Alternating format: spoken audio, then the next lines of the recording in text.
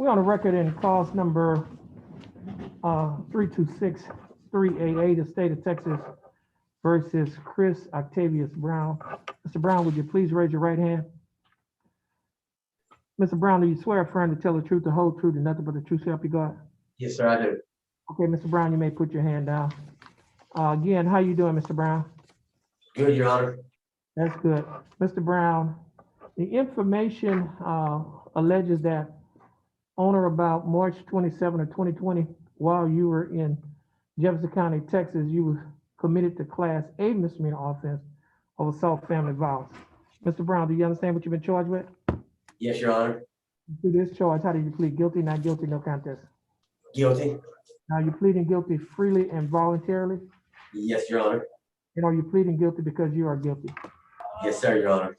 Mr. Brown, I have before me a judge's explanation of rights to defendant without an attorney. Now, prior to you entering this guilty plea, you were informed that you had three options. One, that you may hire an attorney. Two, if you did not have enough money to hire an attorney, you may request an attorney to be appointed to represent you. And three, you may represent yourself. Is that correct? Yes, sir, Your Honor. And you were explained all of these three options. And then at the end of the explanation, you chose to waive your right to an attorney and to represent yourself. Is that correct? Yes, sir, Your Honor. In addition, I have before me State's Exhibit number 1, and State's Exhibit number 1, there are some initials on page 2 under the paragraph that is entitled waivers. Also in that paragraph, you were informed there was a waiver of your right to have counsel. Is that correct? Yes, Your Honor. And also under that paragraph, there's some initials on the line that says guilty. Are those your initials? Yes, Your Honor. And also on that same page, under the paragraph that is titled Discovery Admonishment, there's some initials on a line that says, I do not request discovery of evidence, and I waive my right to request discovery in the case and chose to enter a plea of guilty or no contest. Is that correct? Yes, sir, Your Honor. Are these your initials on this page? Yes, sir, Your Honor. On page 3, there's a signature at the top of this document above the line that says defendant. Is that your signature? Yes, Your Honor. And on the next document, which is trial court certification, the defendant's right of appeal, there's a signature at the bottom above the line that says defendant. Is that your signature? Yes, Your Honor. There are two boxes that's checked at the top of this document. The first box states that this is a plea bargaining case and you do not have a right to an appeal. Do you understand that? Yes, sir, Your Honor. And the second box states that you're waiving, which means you're giving up your right to an appeal. Do you understand that?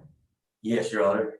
Now, prior to signing and initialing these documents, did you have an opportunity? Well, did you read these documents? Yes, Your Honor. And did you understand what you read? Yes, Your Honor. And is everything in these documents true and correct to the best of your knowledge? Yes, sir. State, I have before me State's Exhibit number 1. State, you like to offer State's 1? Yes, Your Honor. Mr. Brown, I have before me State's Exhibit number 1. State's Exhibit number 1 is a document that have your initials on page 2 and your signature on page 3. The state would like to use this document as evidence against you in this case. Is it all right for the state to use this document as evidence in your case? Yes, Your Honor. No objection. State's Exhibit number 1 will be admitted. Mr. Brown, is there any evidence that you're currently mentally incompetent to stand trial? No, sir, Your Honor. Okay, Mr. Brown, I will accept your plea of guilty. I will find that you are mentally competent to stand trial. I will also find that your plea of guilty and waivers was freely and voluntarily given. I will also find that there is sufficient evidence to find you guilty beyond a reasonable doubt. State, do we have a plea bargain agreement? Yes, Your Honor. It's for 90 days, credit for time served, tax and retire of the court cost. Mr. Brown, the state is offering that you serve 90 days in the Jefferson County Jail in this case. However, you will not have to serve any more time in the Jefferson County Jail on this case because you've already served 90 days in the Jefferson County Jail. If you owe it, and therefore you'll be given credit for time served.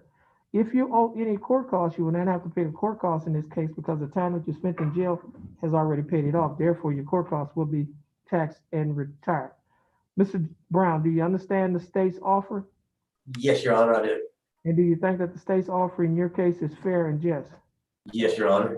Do you accept the state's offer?